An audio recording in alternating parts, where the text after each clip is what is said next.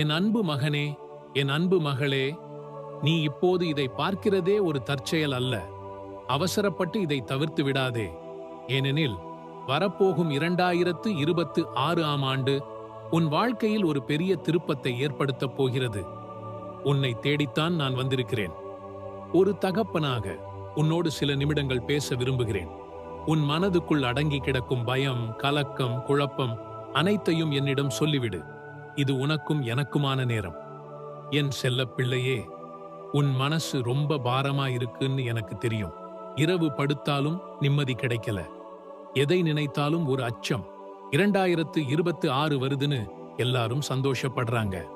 ஆனா உனக்குள்ள மட்டும் ஒரு நடுக்கம். இந்த வருடமும் கஷ்டமே தொடருமோ? கடன் பிரச்சனை தீருமா? என் பிள்ளைகளோட எதிர்காலம் என்ன ஆகும்?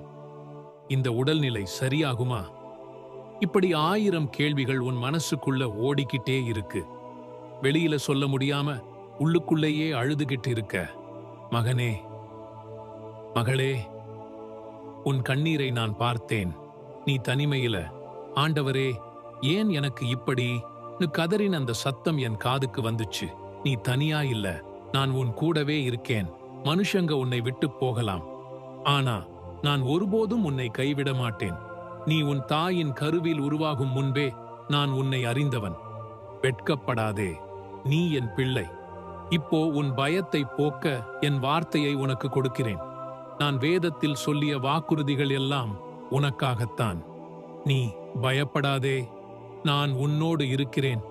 திகையாதே, நான் உன் தேவன். நான் உன்னை பலப்படுத்துவேன், உனக்கு உதவி செய்வேன். என் நீதியின் வலது கரத்தினால் உன்னை தாங்குவேன். கேட்டியா என் பிள்ளையே? நான் உன்னை தாங்குவேன். நான் வாக்கு கொடுத்திருக்கேன். அப்புறம் ஏன் கலக்கம்? வரப்போகும் 2026இல் எந்த பிரச்சனையும் உன்னை முறியடிக்க முடியாது. ஏன்னா நான் உன் வலது கையை பிடிச்சிருக்கேன். நீ உன் எதிர்காலத்தை நினைத்து பயப்படுற. ஆனா நான் சொன்னதை நினைவுபடுத்திக்கோ. உங்களுக்கு ஒரு நம்பிக்கையும் ஒரு நல்ல எதிர்காலமும் கொடுக்கிற திட்டமே என்னுடைய நினைவு. உன் வாழ்க்கை இப்படியே இருக்காது. 2026 உனக்கு ஒரு ஆசீர்வாதமான ஆண்டாக மாறப்போகுது. சோகம் சந்தோஷமா மாறும். சில நேரம் உனக்கு தோணுது, நான் தவறு செய்துட்டேனா? தேவன் என்னை மன்னிப்பாரா? என் அன்பு மகளே, மேற்குக்கும் கிழக்குக்கும் எவ்வளவு தூரமோ அவ்வளவு தூரமா உன் பாவங்களை நான் விலக்கிட்டேன். நீ இனிமே குற்ற உணர்வில் வாழ வேண்டாம். நீ எனக்கு மிகவும் பிரியமான பிள்ளை. மனுஷங்க உன்னை பற்றி தவறாக பேசுறத நினைச்சு நீ வருத்தப்படுற. ஆனா உனக்கு விரோதமாய் எழும்பும் எந்த ஆயுதமும் உன் வாழ்க்கையில் வெற்றி பெறாது. யாராலும் உன்னை சேதப்படுத்த முடியாது. நீ என் பாதுகாப்புக்குள் இருக்கிறாய். உன் உடல் பலவீனத்தை நினைச்சு நீ சோர்ந்து போயிருக்க. ஆனா நான் உன் சுகம் தரும் தேவன். இப்பவே என் சுகமளிக்கும் வல்லமை உன் சரீரத்தில் செயல்பட ஆரம்பிக்குது. 2026இல் நீ ஆரோக்கியமாயிருப்பாய். மனிதர்கள் கைவிட்ட இடத்திலும் நான் உன்னை உயர்த்துவேன். பணக்கஷ்டம் உன்னை அழுத்துது எனக்கு தெரியும். ஆனா உன் தேவன் உன் எல்லா குறைவுகளையும் நிறைவேற்றப் போகிறார். நீ இனிமே கடன் வாங்குற கை இல்ல, கடன் கொடுக்கிற கையா மாறப்போற. வானத்தின் கதவுகள் திறக்கப்பட்டு ஆசீர்வாதம் உன் வாழ்க்கையில் வழிந்தோட போகுது.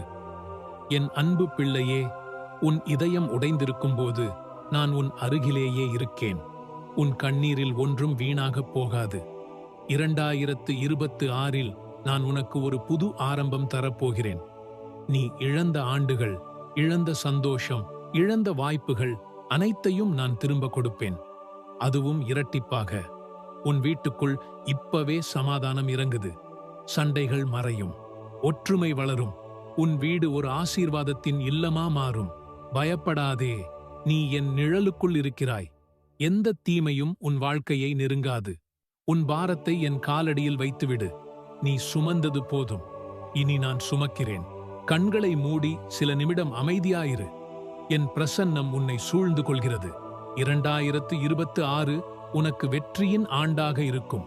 மூடப்பட்ட கதவுகள் திறக்கும், தடைகள் உடையும். உனக்குள் ஒரு புதிய பலம் எழும். நீ ஓடினாலும் சோர்வதில்லை, நடந்தாலும் தளர்வதில்லை. உன் வாழ்க்கையில் எல்லாம் நன்மைக்கே நடக்கும். இந்த வார்த்தைகளை நீ விசுவாசிக்கிறாயா? விசுவாசிக்கிறவனுக்கு எல்லாம் சாத்தியம்.